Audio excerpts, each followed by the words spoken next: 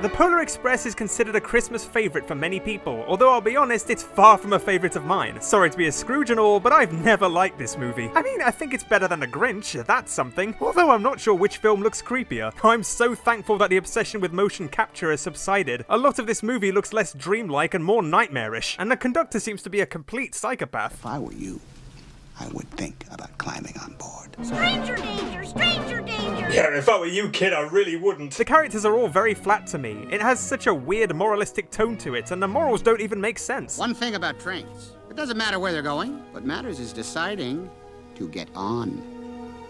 Yeah, but that depends on where they're going. Obviously. Oh, and don't get me started on this annoying prick. Do you know what kind of train this is? Well, do ya? Actually, it's a Baldwin 284S. Hey, are you saying I don't know? All I found was one present, and all I had was a bunch of stupid ideas. It's all in trouble. Hey, Miss Little, I'm checking on my Christmas presents. But anyway, what about the game? This very loosely follows the plot of the movie, and adds an unusual and frankly terrifying villain just to shake things up. No! So, is this game a Christmas cracker?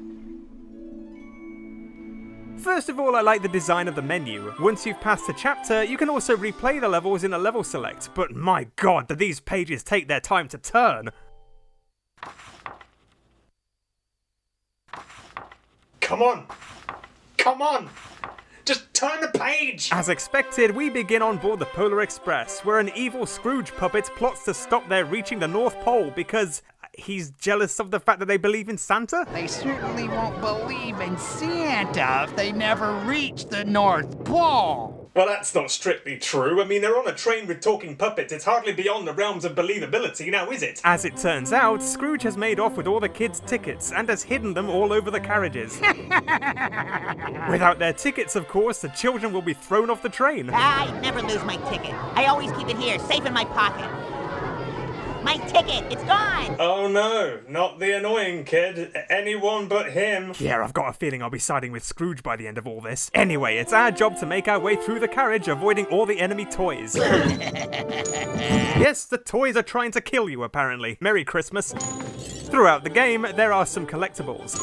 The most prolific collectible is coins. Collecting 20 of these gives you an extra continue. The other collectible of note is toy parts, which are scattered throughout the levels. Hey, I found a toy part! There are 7 toys in total, and finding one complete toy unlocks bonus levels in the main menu, which we'll talk about later. Did you find your ticket? Eventually, we come across a dumpy frighten boy with a flashlight. The Jack-in-the-Box has my ticket and it won't give it back. It's up to you to open the right Jack-in-the-Box to find the ticket. That wasn't the one. In order to do this, the boy with the flashlight has to be stood next to you so you can see.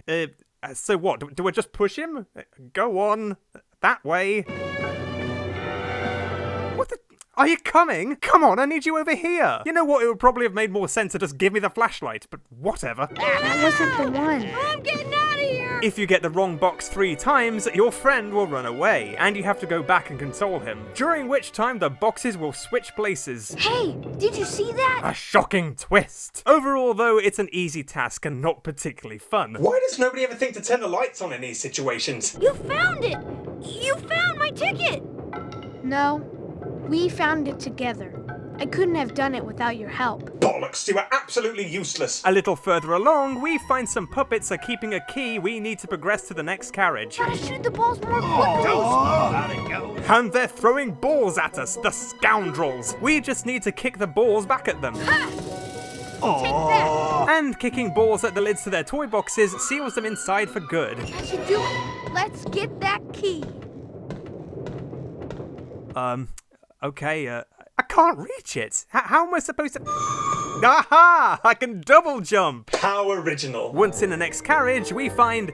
Oh, look who it is! My favourite. I know where my ticket is. There's a gang of nasty puppets in there, and they've refused to give it back. I think I'm with the puppets on this one. Anyone else just want to see him get kicked off the train? Oh, fine. You're lucky it's Christmas, you little shit. This activity sees you engage in a food fight against the puppets. You can duck and move around to avoid the food being flung your way, and you can pick up food and throw it back. I personally have an issue with picking items up though. I really wish the boy would say something, or that it would make a noise to indicate that he's picked something up, because he does so quietly and subtly you don't even notice. Take this! Well, we've got the ticket for the annoying kid finally. Maybe now he'll be less of an asshole. What happened in here? Don't you know it's against railway regulations to throw objects inside the train cars? Oh, fuck off! Don't know why I bothered.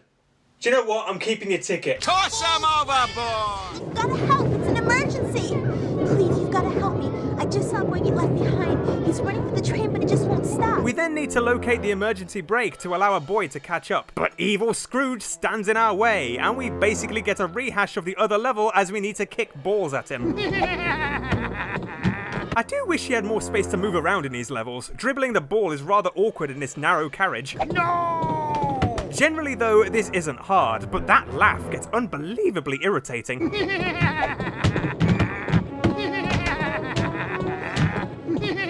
Just shut up! Why does everyone even want their tickets back? This is a train ride from hell! Once this is over and the boy with a terrible fringe boards the train, we continue our search for the remaining tickets. All right. First, this toy challenges us to an extremely boring game of tennis.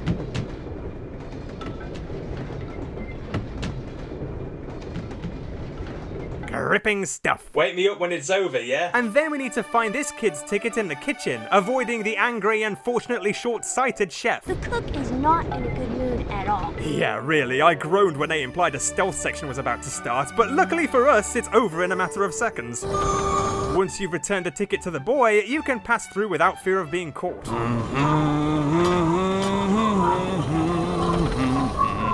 Yeah, could you go back to being angry? You're less creepy that way. We then meet this terrifying girl who tells us that the key to the next carriage has gone missing. Some horrible little mice ran off with it. And this task is unintentionally hilarious. We need to catch the wind-up mice and throw them in the toy box. Aha! Got you, rascal. But the boy doesn't just bend down and pick them up like a normal person. Oh no! He throws his entire body onto the floor to catch them. What is he doing? Oh god. Oh dear. Yeah, I'm not very good at this. I don't think I've ever seen anyone that clumsy. Now stay there. There's the key. Once we've got the key, probably along with a few bruises, the girl realizes her ticket is frozen in a block of ice. We'll need something to break the ice apart. Use that ice smasher thing. Just lucky that ice smasher happened to be there. Here we need to slide around the floor, breaking the ice blocks apart. I wonder what's in that package. This is unsurprisingly rather dull, and the boy complains even when he's hit by the smallest ice cube. Ouch! Oh, man up already. It's the ticket! Very enthusiastic delivery there, bravo. The next carriage is guarded by toys, who are throwing, well, toys. Does that mean we get to throw some children? I have at least one in mind. Do you know what kind of train this is? This task simply requires us to throw the toys back at the jack-in-the-boxes. In the next room, we need to destroy the remaining toys using a giant mallet. Where the hell did that come from? And retrieve another ticket for the kid in the hideously garish jumper. Are all toys in this universe this creepy? I don't think I want to be on a nice list anymore. Once the toys are disposed of, Scrooge has a trick up his sleeve. He's made off with the girl's ticket. No, not that girl. That's the one! I really wish they had names, you know, it would make this so much easier. Fortunately, the boy finds her tickets, but not before the conductor angrily forces her onto the roof of the train. Christ, that's a bit extreme, isn't it? It's our job to chase after them, avoiding the many obstacles. Oh dear. Oh no, I'm not good at this either. I just love the bonk noise whenever he gets conked on the head. Hilarious. In real life, he'd be dead. Eventually, we stumble upon the hobo guy. There's one way to get that ticket back to the girl. We need to get to the front of the train by skiing, which is a little awkward due to all the obstacles. Watch out! Sometimes the physics don't make much sense at all. Hang on tight! It's not horrendous, but there are times when you have so much momentum you can't help but crash into something. Ouch! Ooh, that's gonna hurt! I actually find it kind of funny how this game's continues work. As I said earlier, collecting 20 coins grants you an extra continue. Oh no! But that means that the more you lose and restart the level, the more chances you get to collect more coins. So by losing, you're actually more likely to rack up a lot more continues. I mean, I'm not complaining, but it kind of makes me question why they bothered having continues in the first place. It's genuinely a challenge to lose in this game. What's happening? Once we reach the cab, we find that the girl has been put in charge of driving the train. Some Christmas this is! It can't get any worse, can it? Get back!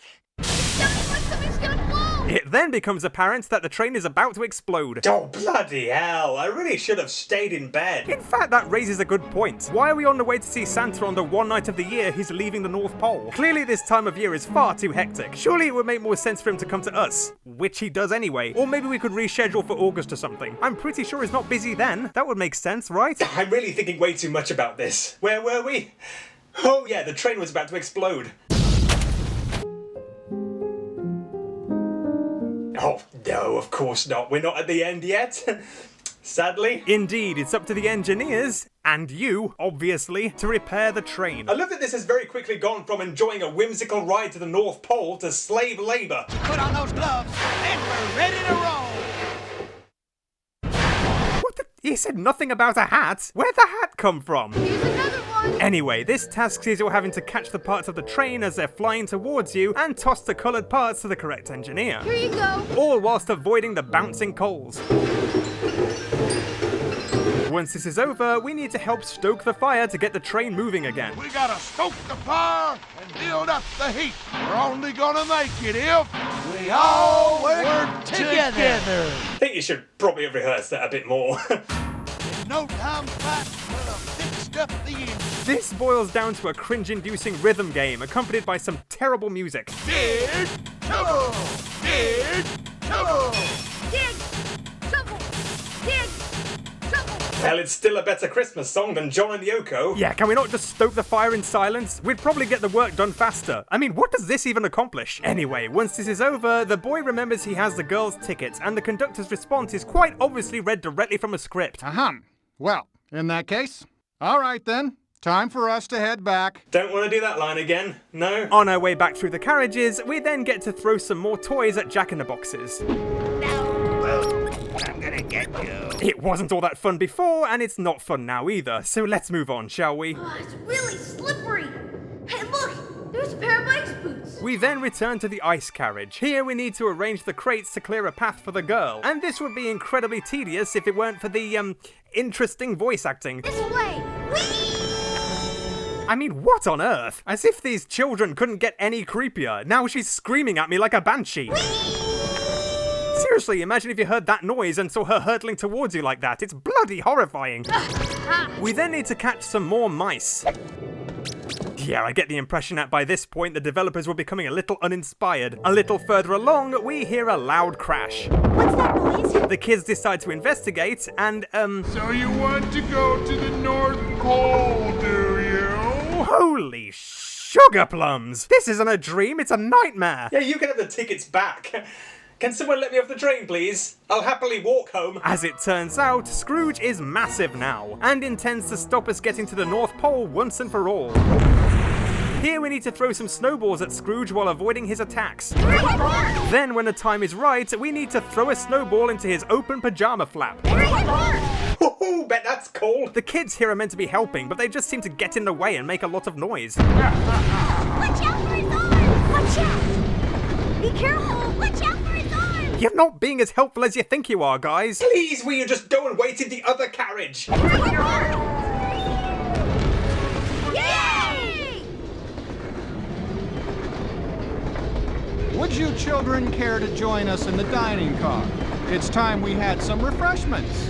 Well, that doesn't sound ominous at all. And it seems my fears were justified, as the conductor then subjects us to some more musical torture. Up, down, left, spin. Make it stop! And of course, our boy has to wait tables now too. Up, left, right, Throw. I'd file a lawsuit, kid. This is definitely not legal. Up, down, left, spin.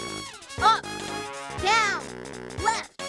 Spin. Yeah, mate, my hot chocolate's getting cold. Can you just give me the drink? Up, up, up. Just give me the drink! There's not much of a challenge to this, and it's pretty much identical to the last music challenge, with the added bonus that we get to ogle some sexy waiters. Get a load of that ass. Looks like the chocolate's not the only thing that's hot. Yeah, I've been in a house too long. We then finally arrive at the North Pole, but the little kid with a terrible fringe stays in his carriage. The boy and the girl try to convince him to come see Santa, but the carriage uncouples and starts careening down the line. Here we go! In this level, we need to lean the carriage left and right to avoid oncoming obstacles and gaps in the rails. It kind of reminds me of the Mine or Mine level from Bugs Bunny Lost in Time. The mechanics are very similar, only a little more heavy-handed. Hitting obstacles doesn't actually do much damage though, and you can collect wrenches to repair the carriage should you mess up. We then arrive at the tube system, in which we need to activate the correct coloured switches by rotating the tube. The next switch is blue! Okay, on to the next switch. As you might expect, this is rather boring, and goes on for an unnecessarily long time for some reason. It's also rather irritating when the kids keep telling you to hit a certain switch when there aren't any around. The next one is yellow!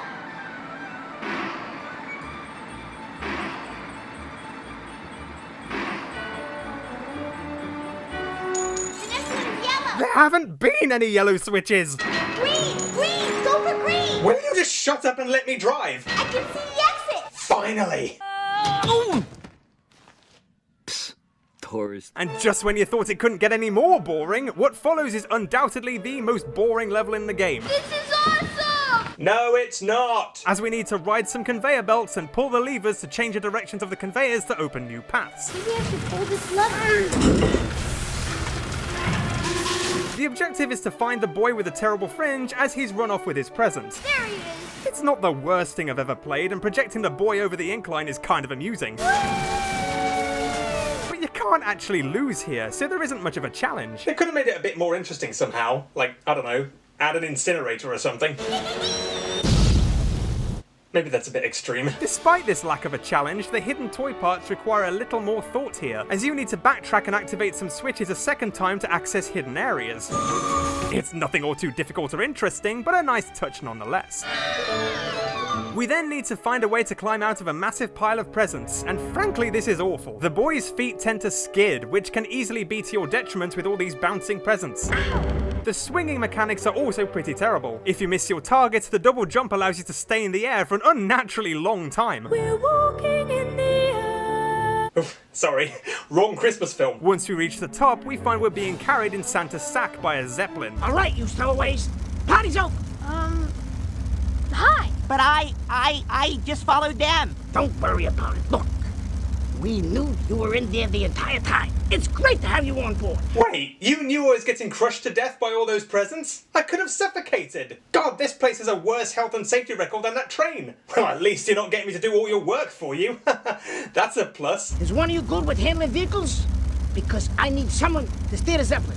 Methinks I may have spoken too soon. This is as bad as Wonka's chocolate factory. This way! Why are all these places of whimsy and wonder basically forced labour camps? Merry fucking Christmas, children. This last level sees us having to steer the Zeppelin through the streets to deliver the presents for Santa's sleigh. Gotta be more careful. Although why we have to fly so low, I really don't know. There are these hot air balloons dotted around and they're pretty awkward to avoid. Oops! Why would you think it was appropriate to let these things fly on the same night? It's Christmas Eve, for crying out loud. You made it! You saved the day. Could you have made the ride any more bumpy? Anyway, eventually we deliver the presents for Santa and he delivers them all around the world. Sure you don't want me to do that too? I mean, I've done pretty much everything else, I may as well. And that's pretty much it. Yeah, that's all, folks. That's the end of the game. Yeah, if you haven't got the message yet, kids, we don't need you anymore, so piss off. But what about the extras? As I said previously, collecting all the parts to a toy will unlock bonus levels. These are basically challenges comprised of games you've already played. Yippee! Some require you to complete a time trial and place your name atop a leaderboard, while others simply require you to score as many points as possible. Oh, no! In my opinion though, while some of them are fairly entertaining, most of these games don't lend themselves well to time trials and leaderboards. Like the dance ones, for example. Here you score points by hitting the correct buttons at the right time, but even though I didn't make a single mistake, I still scored less than the top score on the leaderboard. Am I missing something? I mean, how am I supposed to beat the top score? The same goes for the tube race game. I completed this without missing a single switch, and sure, I wound up with a great time, I guess, but how else can I really beat that? It's not as though I have any control over what switches they tell me to hit. The next switch is blue! Probably the best of these games is the skiing one. Adding a timer to this level isn't such a bad idea. However, it is kind of amusing that the hobo is still talking to you about reaching the train, despite the fact that there is no longer a train to reach. Like I was saying, this here is the fastest route to the front of the train. What are you talking about? He's mad! Mad, I tell you! you might say is off the rails. There are also 2 rather impressive EyeToy games. I have to admit I'd never used an EyeToy before, and I was actually fairly surprised by how well this worked. The one game requires you to rub some advent calendar doors to reveal Christmas decorations to decorate the big tree. But you also need to slap away the evil puppets who try to steal them. I didn't score very highly, and one of the doors didn't seem to respond, although that may have been because of how I was positioned, I'm not sure. Regardless, for the most part it was pretty entertaining, even if the music is a little grating. Still, it's better than last year's choir. Welcome Christmas, Fahuramas, Christmas Day is in a blast. Why are all these Christmas games so unintentionally creepy? The other game requires you to drive the train, using the arrows at the top of the screen to change tracks. You also need to pull the whistle on your left to warn some sentient snowmen to get out of the way. Oops, sorry Frosty. Rather glad they decided to use snowmen rather than actual people, or this would have been quite morbid. I'm dreaming of a red Xmas. This game was also kind of fun, although I spent most of the time wiping Frosty's remains from the window. My arms genuinely ached afterwards. I never knew driving a train was such a workout. This game offers nothing new, but it's competently made. Its short length and easiness suggests to me that it was intended for younger kids, although I'm almost certain they would have been traumatized by most of its creepy imagery. Visions of sugar plums! Visions of sugar plums! That said, it's only about as creepy as the movie, so I guess that's what you'd call an accurate adaptation. Overall, it's far from the best, but hardly what I'd call a train wreck. Oh, and just so you know, I've reported Santa and the elves for exploitation, so nobody's getting any presents this year. Merry Christmas, everyone!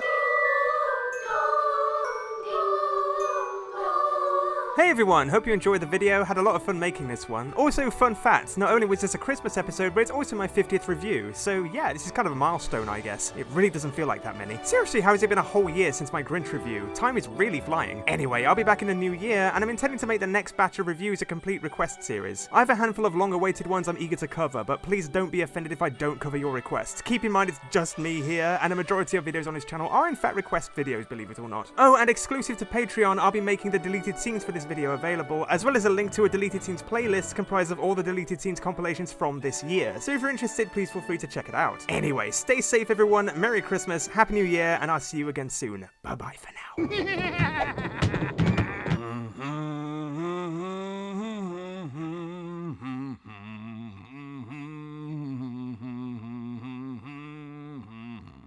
You know what kind of train this is?